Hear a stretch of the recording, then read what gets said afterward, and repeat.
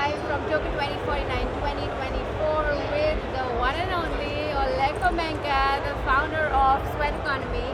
These guys have made it to the top 5 G apps on Near Protocol, and that would be Sweat Wallet. I would love to know more about Sweat Economy, Sweat Wallet, what you guys have been up to. These are some great numbers out there. If Thank you you. can speak a little bit about all of that. Well, thank you very much for having me. We actually, in the last 24 hours, we announced some really cool stuff. And I'm really excited to say that all of these numbers have actually been achieved with us supporting only Near or being on Near.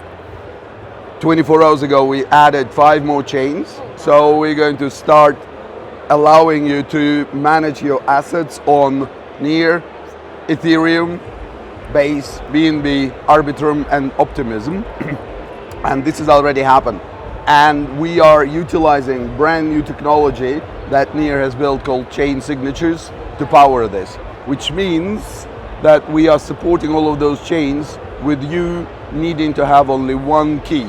You are not going to manage multiple accounts. You are not going to have to manage multiple keys.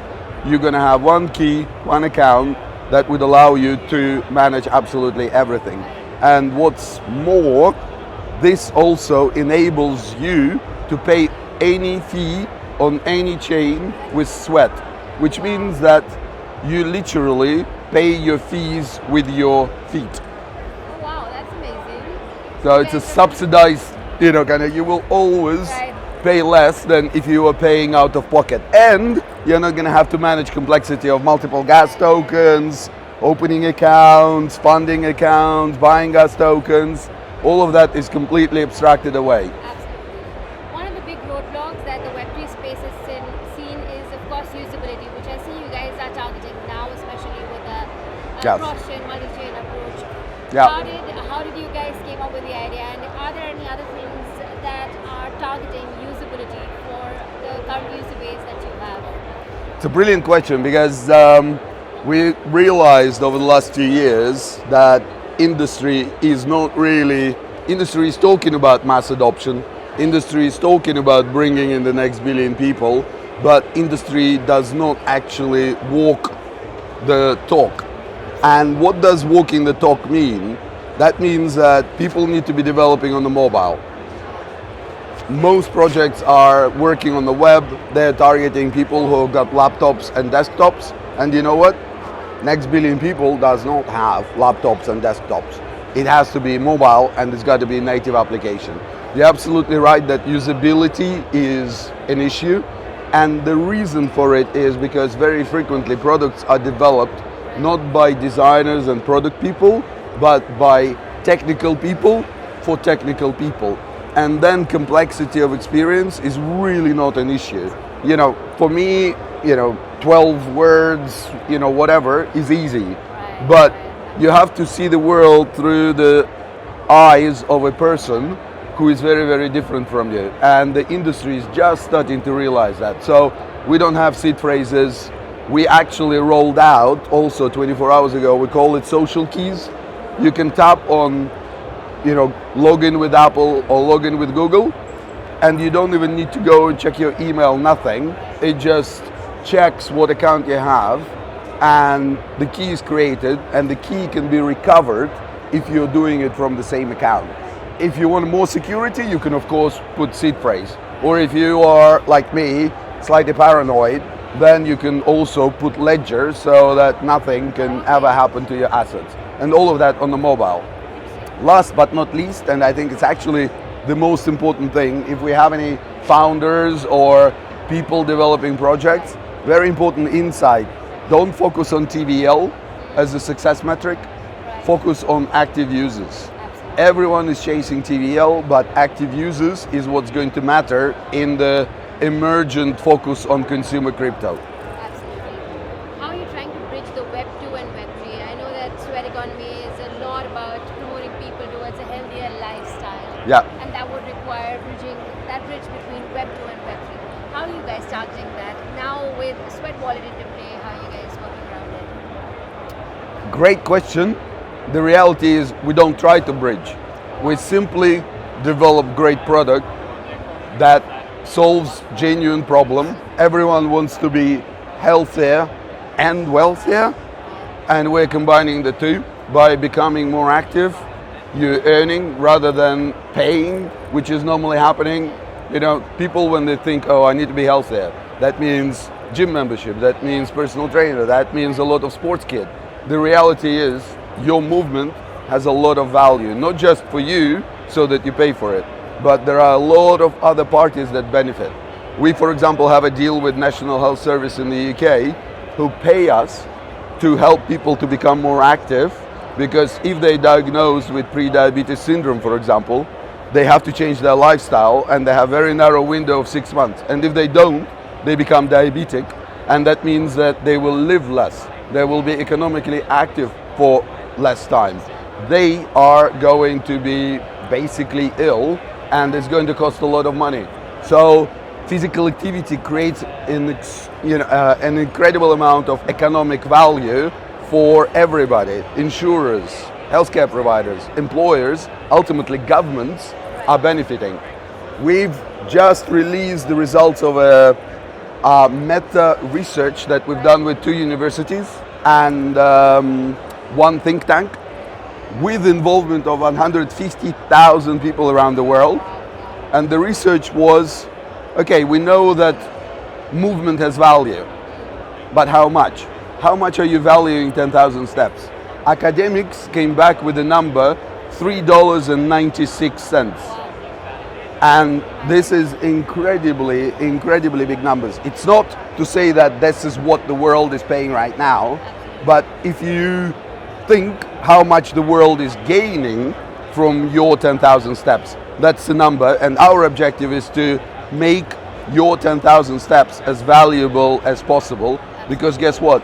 Then more people are going to come, they will be more active, more value is going to be created, and these people will benefit from it. Rather than attention economy, I don't know if we discussed this before, attention economy was created 20 years, within the last 20 years. I had similar conversations 20 years ago with people where I would say attention is valuable. Everyone would nod, and I would ask them how much, and they would go, what do you mean? Right now, we know the value of your attention down to 18th decimal. We are having the same conversation about physical activity now. Everyone knows it's valuable, we don't know the price. It's not going to take us 20 years to build trillions of dollars of value, and it is going to be a really big movement economy powered by sweat. Absolutely. Where do you see the future is in terms of the health economy that you mentioned about? Where do you see the future is, and what sort of a role is sweat playing in that future? Look, our mission is to make the world more physically active. I see ourselves having hundreds of millions, billions of users, because it is a very simple and easy thing. We pay you to walk. The app is free. You've got legs. What's not to like? I mean, it's really simple. And people think like, oh, it must be corn or whatever. No, actually, your movement has value. And because we reward you for every step, you actually end up walking a lot more. You are healthier. You're creating a lot of economic value for all the different parties. And they're realizing it, and they will be willing to reward you, and this is going to be reflected in the value of those 10,000 steps, which we call an active day. So billions of users all around the world, and we're definitely going unramping now a lot of people into Web3, and we're going to continue to be on the cutting edge of that. Absolutely. Consumer crypto. When we talk about consumer crypto, we talk about mass adoption. What do you think are some of the roadblocks that we still have to the sort of mass adoption that we want for the space, for the healthcare economy, for the Web3 healthcare economy? And if you could speak a little bit about those. Yeah.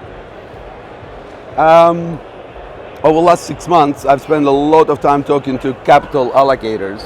And if there are any capital allocators watching this, the penny is dropping that we are in an infrastructure bubble.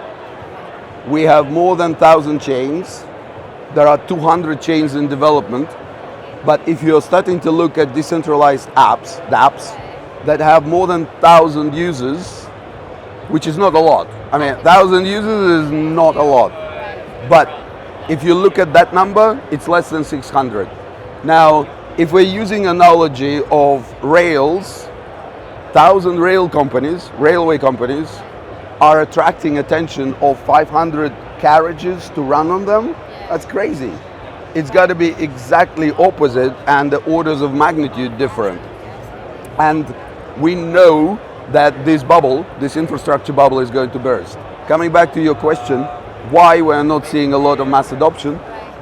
Frankly, because capital allocators are finding it easier to invest and give money to somebody who is coming, oh, we're going to have a ZK proof layer 15 on Polkadot, than somebody who is coming in and saying, I'm going to drive mass adoption.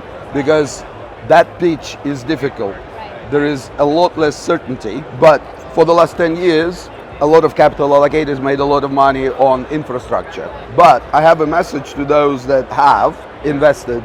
You know what? This infrastructure needs to be used, and therefore you need to build carriages, you need to bring in users, and it's not going to happen by building more chains, investing into more infrastructure. You have to really look into year 2000 of internet, dot-com bubble. What was dot-com bubble? That was actually the peak of infrastructure investment into the internet. And then after dot-com bubble, the narrative changed. Capital allocators started asking for, show me the business plan, how are you going to attract hundreds of millions, billions of users. Google came in 2003, Facebook came into 2007. For 15 years, active users were the mantra. And the most interesting thing, most of the money on the internet were made not on infrastructure. It was made on consumer internet. That's where big tech companies are. And in Web3, that's going to be exactly the same story.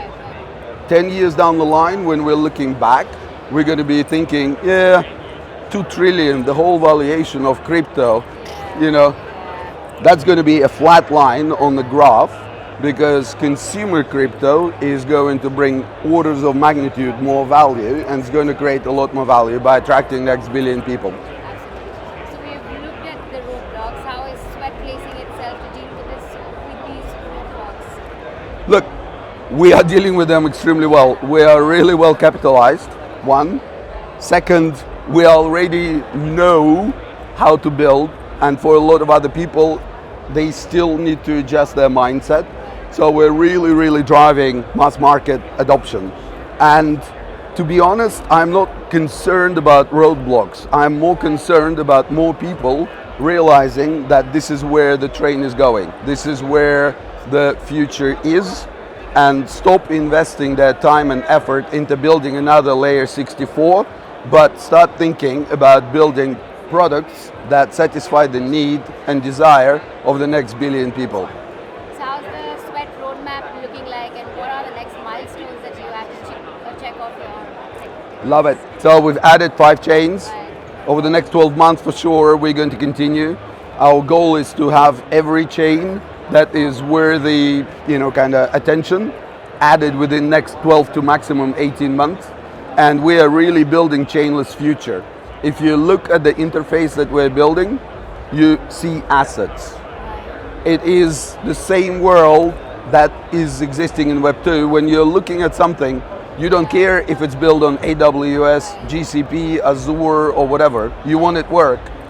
We own assets, we don't own chains. And for example, if you own same assets on multiple chains, we show it as a total balance, because as far as we're concerned, it's the same thing. Chains only matter at the time when you sign a transaction, because they change slightly fees. Different chains have different levels of fees, but that's the only consideration that is given to chains. So adding chains, simplifying your operational security, as I said, one key, and progressive security, starting with one tap, probably not palatable for quite a lot of crypto natives especially, but then you can go all the way to ledger. But very importantly for crypto natives, it is to pay fees with your feet. We're going to be expanding that so that you don't need gas tokens. Everything is abstracted.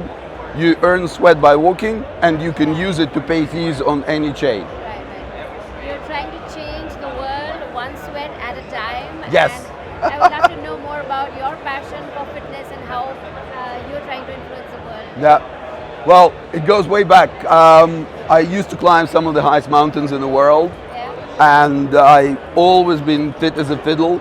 And then I had a startup. I had 2 young babies, and God, that took a hit on my level of fitness. And that actually resulted in creation of Sweatcoin and now Sweat, because I realized that it is very, very easy to lose that fitness. Right now, my passion is to walk. I've done a lot of research, and kind of we talk a lot with academics. Do you know how much physical activity you need per day in order to get about 95% of benefits in terms of your longevity and in terms of your health? 10K steps is a guess. 20 minutes of elevated heart activity. So if you walk at about 110 steps per minute pace, that elevates your heart rate. And if you do 20 minutes religiously, that will give you 95% of all the benefits. Go into the gym, pushing yourself, running marathons, maximum gives you another 5%. So it's not crazy to be really, really healthy without being a gym bunny. Absolutely. I do agree, and it's a great mission that you are on, and you, of course, have a great vision for the world and for the healthcare space. And I wish you all the best with that. Like, it's always a pleasure interviewing you. Thanks once again for showing up on the Point of the Public. It's been my pleasure to interview you. Do you have any closing thoughts for our audiences? Any impactful, powerful messages that you want to deliver? No, I think that, be healthy and wealthy. Walk into crypto. Absolutely. Thank you so much. Thank you very much, Varuni. Thank you for coming.